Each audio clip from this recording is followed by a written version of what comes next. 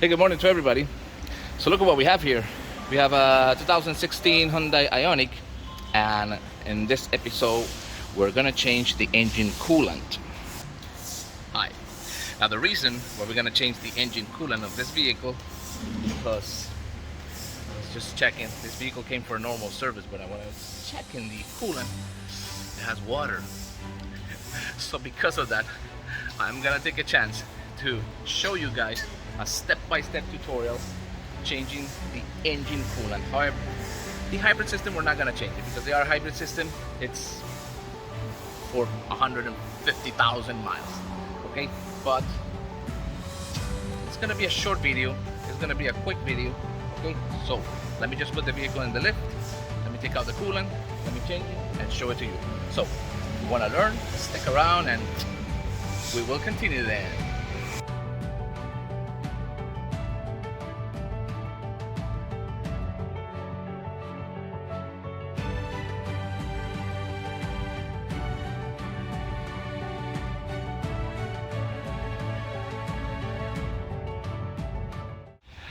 Alright, the vehicle's in the list, so I have to take this, the undercover. So let me just take it out and we will continue then. So we will have access to everything. We're also going to change the oil as well as the clutch fluid, everything. Alright? Alright, so we remove the cover. Okay? Now, as I say, basic service, oil change. Now look at the... oh my god. The thing about the clutch fluid is it goes bad always. So anyway, this video is not about that. Let's identify the cooling system, which is, let me show you. That is the water pump. This is a hybrid vehicle, but this one does not use an electric pump, okay, as some others. And then we have the radiator right here. And this is the draining plug that we're gonna take out to leak out the coolant, okay? Now, let's see if we can identify this one over here coming from the pump. Okay, this is the hybrid system cooling pump, and the radiator, it's actually this one. It's not the same, okay, as you can see. So we're gonna drain this one. Let me just open it up.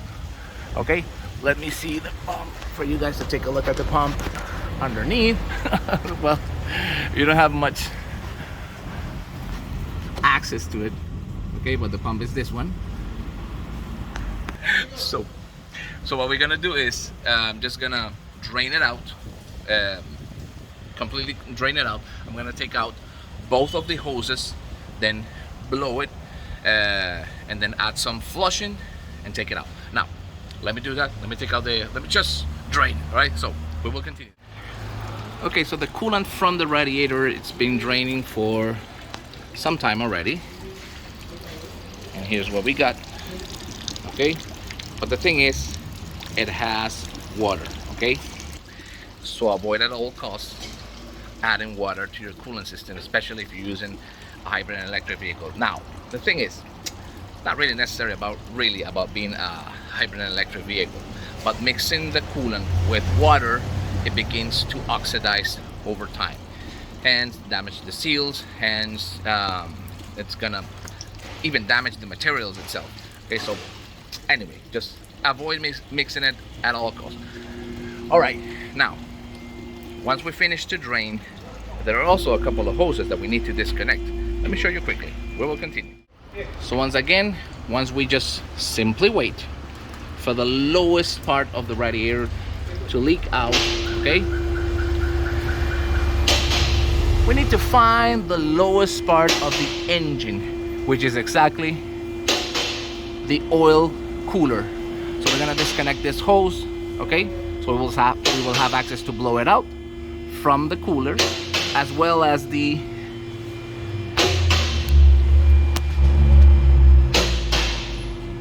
can you see this connection over here? Directly from the heater. Now this low hose over here, I also have to disconnect it as well, so I can be able to extract all the coolant from the heater system, okay? So I'm gonna disconnect this one, I'm gonna disconnect this one, and blow it out. You have to do this if you want to completely drain the coolant from your vehicle. You have to disconnect all the hoses in the lowest level. you will just let gravity do its job, as well as once everything is disconnected, you will just apply some pressure and blow it out. All right, so I'm only working with one hand, so let me just take it out, begin to blow it, and I'll show you. We will continue that. All right, so the coolant's been draining for a little while. Okay, let me just show you quickly what we did. That is the switch for the heater. Okay, I don't know if it looks like a pump, but one thing for sure I know, the coolant comes from the engine through this heater switch and goes directly from the hose to the heater. So if you see this hose over here, we just disconnect it from here. Let me show you. Just by pressing these two buttons, it will easily come out. All right, so that once we took out the give me a second. All right, so once we took out the hose from there and we face it down to the lowest level, lots of coolant came out, as well as from the lowest part of this side, it's the oil cooler. So we just took out the hose and a lot of coolant came out as well. So what I'm gonna do now, we have three, one second one and the one from the radiator. All of those plugs are out and the hoses are out.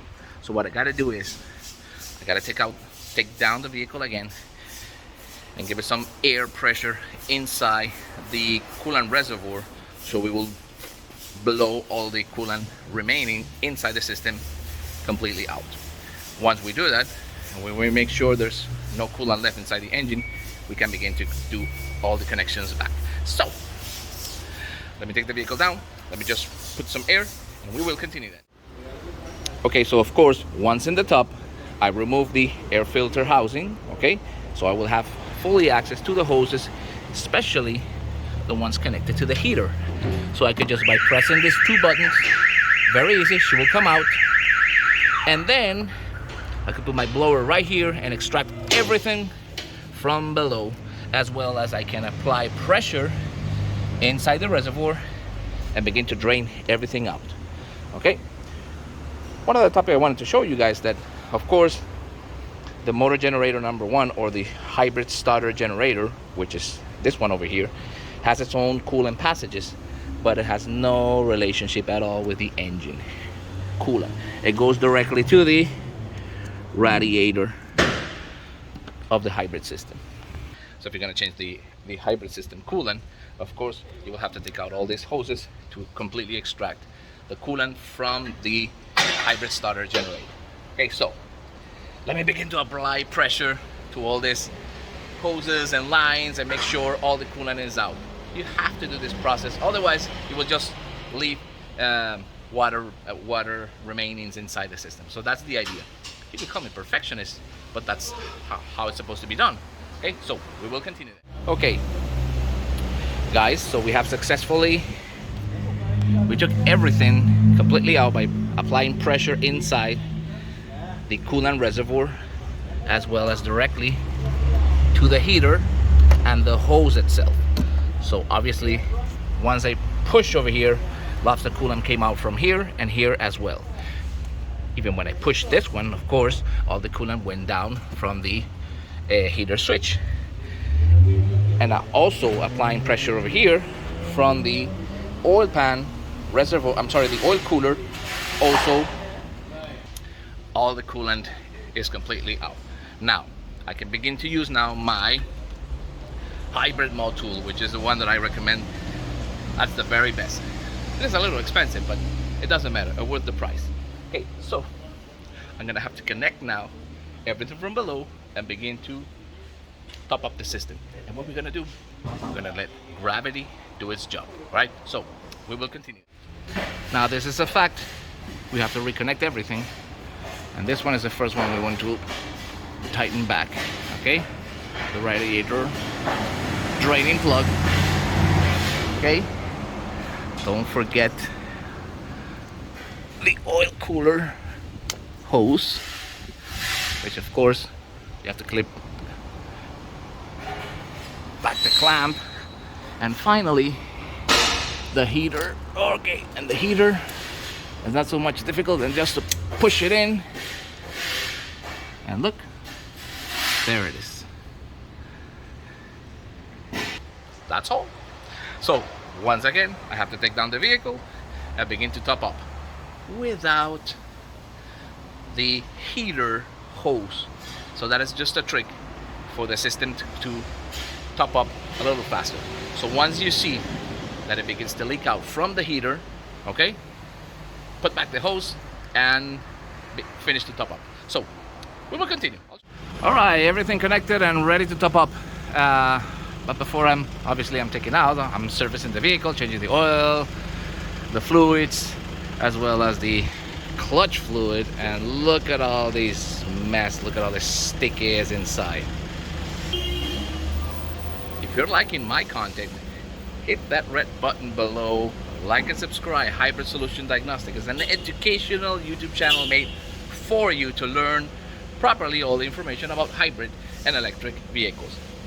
And in this case, working in this 2016 Hyundai Ioniq, that we're changing the engine coolant, let me remind you that we have one video changing the clutch fluid actuator, because as you can see, absolutely all vehicles are having exactly the same problem over time. You have to change the clutch actuator once a year, every 25,000 kilometers, because this material breaks down. It's located between the engine and the radiator below, so it's too much aggressive changes of temperature, and then of course the fluid breaks down. Okay, so if you haven't seen the video, check it out. So we will continue. We got to top up the coolant, but then let me solve this problem first. Okay, I'll see you then. And this is how you properly clean and replace the actuator fluid of the Ioniq. So if you want to find out and learn how to properly do this process, check out, I'll link the video in the description. All right, so we will continue. We'll still have some work to do in this Ioniq, topping up the coolant to the engine. So we will continue that. Okay, well, everything connected, vehicle is down, all service done. Okay, now we're gonna begin to top up from here, but I'm gonna show you a little quick trick for you to boost up faster the bleeding process inside the engine. However, it doesn't have any bleeder at all as far as I can see. I've been looking for, but nothing so far. But yet still, let me show you. So what I'm gonna use is the heater line. We put it right here in the top. Okay, so I will begin to top up over here, and once it begins to leak out from over here, okay, I can begin to top up from here. So I will raise the level directly inside the engine. Okay, I can't show you how I do it, but I just telling you the process. Let me just do it quickly and I'll show you when it's done. Okay, we will continue. Okay, so using a top level funnel, okay, once I begin to top up the coolant in the system, there is a moment that you're gonna see coolant coming out of the hose. Okay, you can take out the upper hose, or it will be always better to take out the one below, okay, which I did. Once you do that, you leave the level here at the top. Okay, so you will let gravity force it inside. Okay, and that will pretty much push the coolant inside the engine and take out whatever remaining bubbles are inside. However, usually inside the heater there always remains just a little bit, so we need to start the vehicle now with the cap a little open, and we will see. However, I was just pumping a little bit the hose below, and it's hard already, so it's a good sign. The other thing is that it already consumed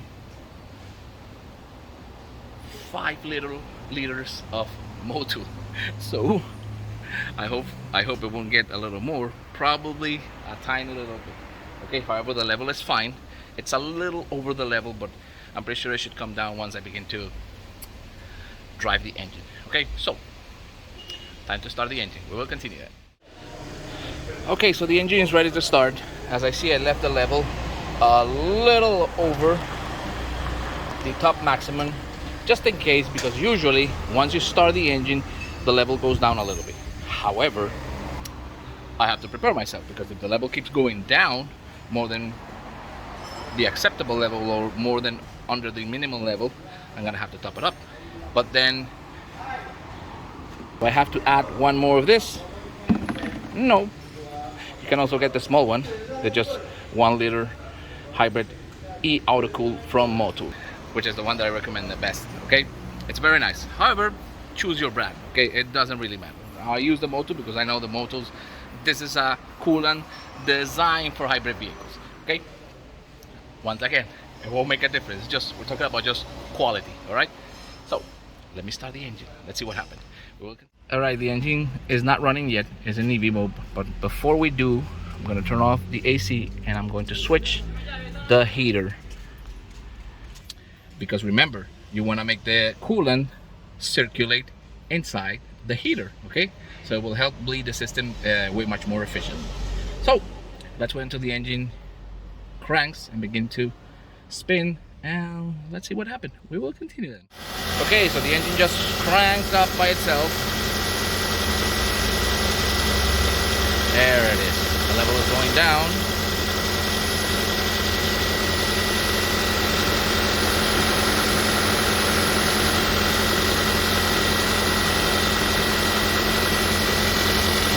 There it is. So in spite of everything we've done, there's still air inside. Now remember, I activate the heater to its maximum to allow all the coolant run through the heater. Okay?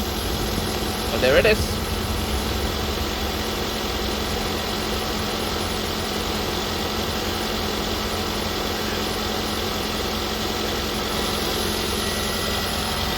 So I'm just gonna wait until the level reaches its level. Make sure it doesn't come down. I'm gonna leave it heating up for a little while. And once I finish, I will show you guys. We're almost done. We'll continue. So now take a look. She reaches her own level by using 5 liters. However, the level is going a little down. So I'm definitely gonna have to open one of these. Probably just a tiny little bit to top up, but you gotta do what you gotta do. Okay, so we're almost done. Let me show you. Yep.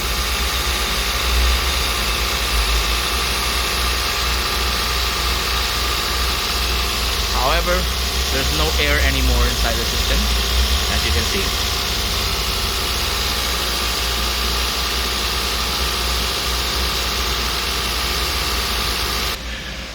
So once we finish the top up, this is done. Okay, so we'll come to the conclusion just now. Give me a second.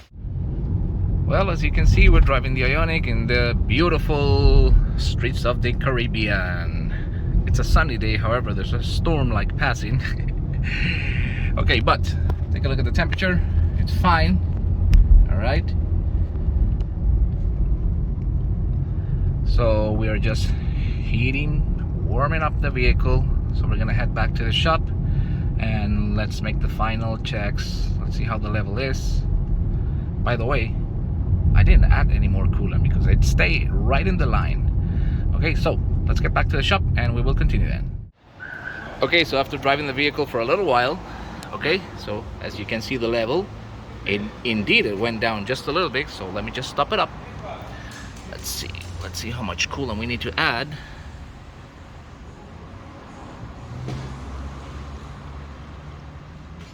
And that's it. So it took 5 liters and almost half of an extra liter, and that's it. That is the level.